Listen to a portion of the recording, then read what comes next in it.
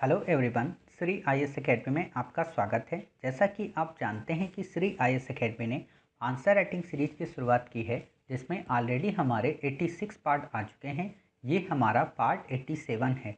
इसमें हम देखेंगे कि आपके द्वारा हमारे टेलीग्राम चैनल पर किस प्रकार का प्रश्न भेजा गया, उसे आपने किस तरीके से लिखा और वास्तव में उसे कैसे लिखना चाहिए। तो चलिए शुरू करते हैं।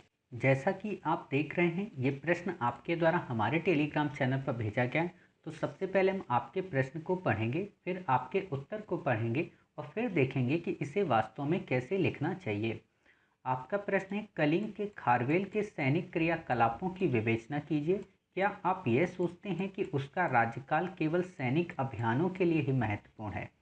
आपने उत्तर लिखा है, मौर्य साम्राज्य के पतन के उपरांत कलिंग के क्षेत्र में चेदी वंश के सर्वाधिक शक्तिशाली राजा खारवेल हुआ, जिनकी जानकारी का एकमात्र स्रोत हाथी गुम्फा अभिलेख है। इस अभिलेख में उसके राज्याभिषेक के बाद 13 वर्षों का वर्णन है, जिसमें खारवेल के सैनिक अभियानों को अधिकतर दर्शाया गया। उन्होंने अपने शासन के द्वितीय वर्ष सातवाहनों पर आक्रमण किया, चौथे वर्ष बरार के भोजकों तथा महाराष्ट्र के रठिकों के विरुद्ध अभियान किया, 8वें वर्ष उत्तर भारत में सैनिक अभियान किया, 10वें वर्ष पुनः गंगा घाटी पर आक्रमण किया, 11वें वर्ष दक्षिण भारत का अभियान किया, पिथुंड नगर को ध्वस्त किया, 12वें वर्ष उत्तर एवं दक्षिण भारत का अभियान किया। खौरवेल के राज्याभिषेक के बाद अपने राज्यकाल के इन 13 वर्षों में उतने सैनिक अभियान किए, जिसमें हमें पता चलता है कि उसका साम्राज्य विस्तार में सामाजिक, आर्थिक, प्रशासनिक तथा सांस्कृतिक क्षेत्र से ज़्यादा अपने सैनिक अभियान में रुचि दिखाई। लेकिन इससे हम ये नहीं कह सकते कि उसका राज्यकाल केवल सैनिक अभियानों के लिए महत्वपूर्ण है, क्योंकि उन्होंने अपने सैनिक अभियानों के साथ ही कलिंग नगर का निर्माण कार्य, अपने राजधानी में गीत, संगीत, नृत्य का उत्सव कराया। उसके साथ ही तंसुली नामक नगर के जल को राजधानी लाया, कर माफ के आदि महत्वपूर्ण कार्य किए। देखिए, आपने प्रश्न का उत्तर सामान्य स्तर पर तो काफ़ी अच्छा लिखा है, अर्थात आपने सारी जानकारी देने का प्रयत्न किया है।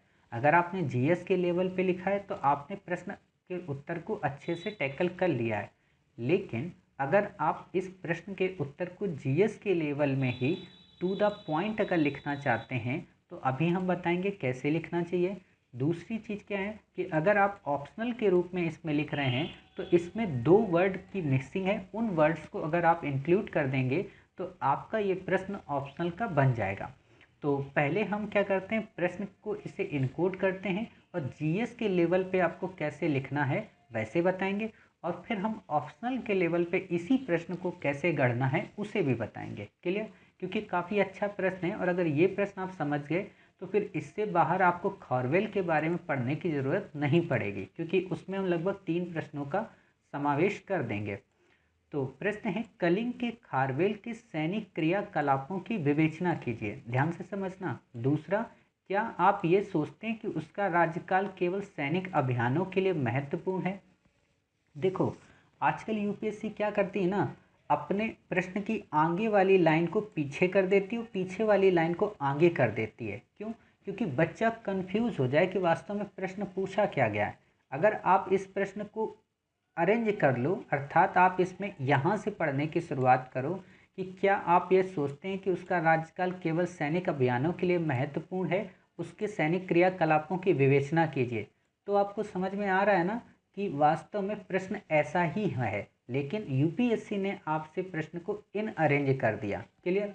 तो अब जब आप अरेंज कर लिए तो आप क्या बताओगे कि उसके राज्यकाल के सैनिक अभियान कौन कौन से थे, उनका क्रमवार वर्णन दे दोगी और फिर उनकी विवेचना कर दोगी। और जब विवेचना आप करोगी तो आप क्या करोगी कि विवेचना करते वक्त ये बता दोगी कि केवल सैनिक अभियान ही उसने नहीं किए थे, बल्कि उसने कई सारे ऐसे सांस्कृतिक कार्य भी किए थे जो कि उसको धम्म ऋषि की ओर संज्ञा देते हैं। क्लियर? अब आप लोगों के मन में आया होगा कि सर ये धम्म ऋषि क्यों आपने वर्ड यूज किया। बेसिकली खारवेल को लेकर जब आप हिस्ट्री ऑप्शन पढ़ते हैं तो एक डिबेट चलती है कि खारवेल के अंदर राज ऋषि और धम्म ऋषि दोनों का मिश्रण था। क्लियर? राज ऋषि का मतलब कि एक शासक के रूप में उसके सैन्य अभियान उसके राज्य ऋषि को दर्शाते हैं, और एक सांस्कृतिक स्तर पर उसके किए गए निर्माण कार्य या किए गए संरक्षण कार्य उसे धम्म ऋषि की ओर दर्शाते हैं। क्लियर? तो इन्हीं का संयोजित था उसके व्यक्तित्व में तो ऐसे भी प्रश्न आपसे पूछे जा सकते हैं, हालांकि उसे हम अभी डिस्कस करेंगे। और फिर आप वही चीज़ें, जितनी चीज़ें क्रम में बताई हो उसे आप बता दो। क्लियर।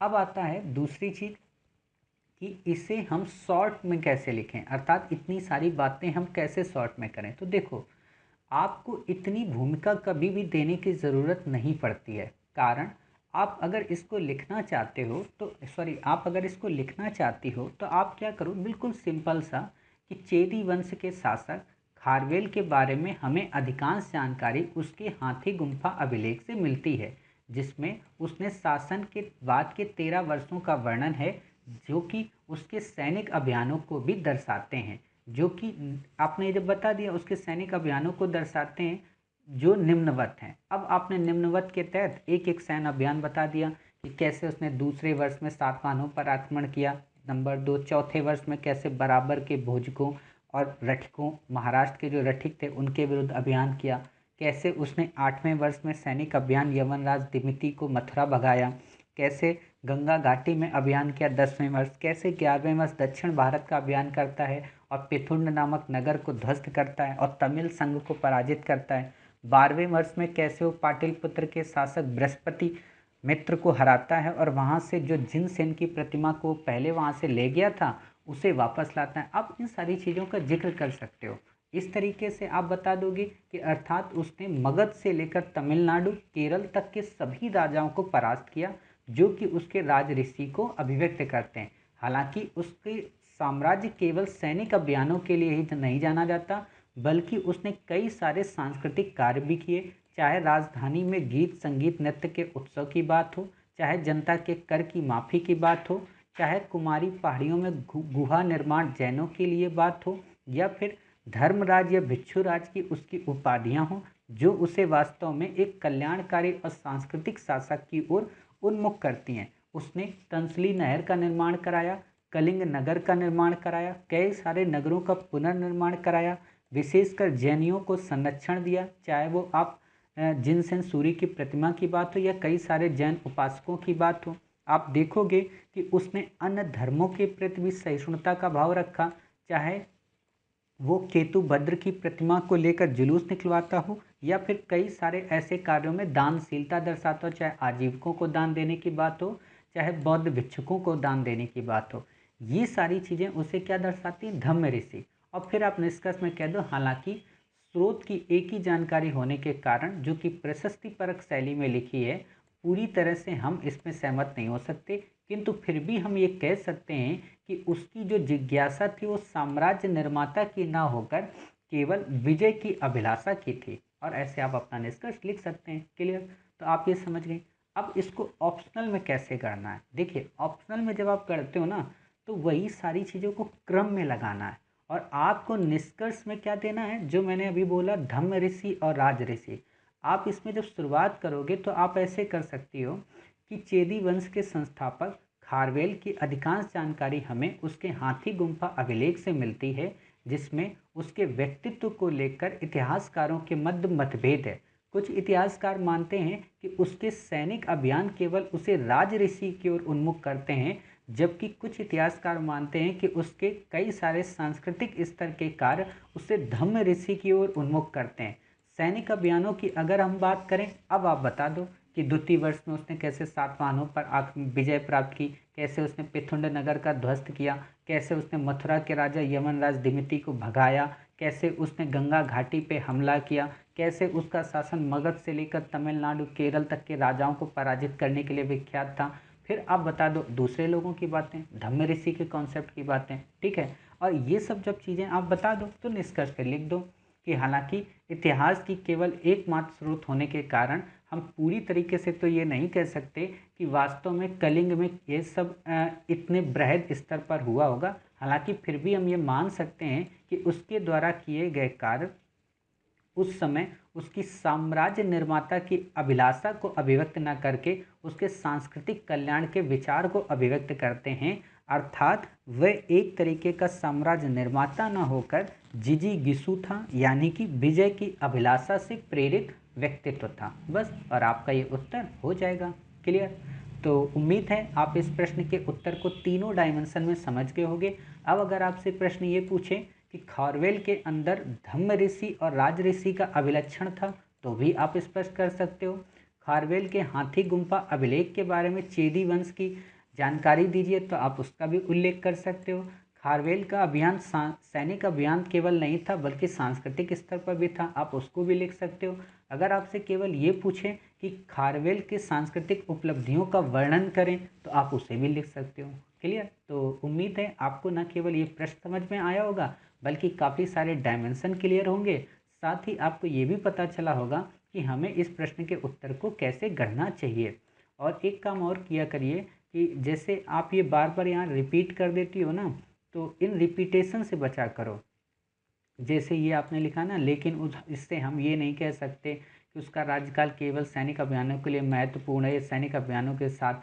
अब यहाँ तक जो इतनी लाइनें हैं ना, ये जो 4 लाइनें, इनको आप लिख दो। वहीं दूसरी ओर हम गहराई से देखें तो उसने कलिंग नगर का निर्माण कराया, राजधानी में गीत संगीत, ये सारी चीज़ें उसकी। अब यहाँ से जब शुरू करोगे तो ये 3 लाइनें आपकी कट जाएंगी। क्लियर? आपकी वर्ड बच गई।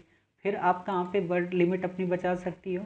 यहाँ पे 1 मिनट, हाँ इस जगह पे ये वर्ड लिमिट आप बचा सकते हो। जैसा मैंने कहा, तो आपकी 2 से 3 लाइन में आ जाएंगी, तो ये 2 लाइनें आपकी बच जाएंगी। क्लियर? फिर ये जिसमें खारवेल के सैनिक अभियान, बार बार मत डिसाइड किया करो, निम्नवत है, निम्नवत वर्ड का यहाँ पे यूज कर लिया करो और नीचे पॉइंट फॉर्म में बातें बता दो।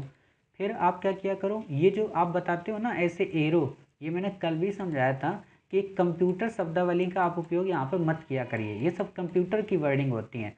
आप यहाँ पे पॉइंट लिखा करिए, .1, .2 और पॉइंट इसी तरह लिखिए बीच में, मतलब किनारे नहीं। .3, .4, .5। आप जब IAS बन जाएंगी और लवास्था में जब आप ट्रेनिंग करेंगी, तो आपको वहाँ पर ये सारी चीज़ें सिखाई जाएंगी कि आपको अपनी बात 10 पॉइंट में लिख के बताइए। तब आप वहाँ पे पॉइंट लिखेंगे कि हाँ सर, पॉइंट नंबर 1 में मैंने ये बताया, पॉइंट नंबर 2 में ये बताया।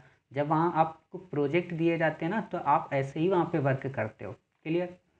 तो समझ गए कि आपको क्या क्या गलतियाँ नहीं करनी है। मिलते हैं आप ही के द्वारा एक नए प्रश्न के साथ। तब तक अपना ख्याल रखिए और स्वस्थ रहिए।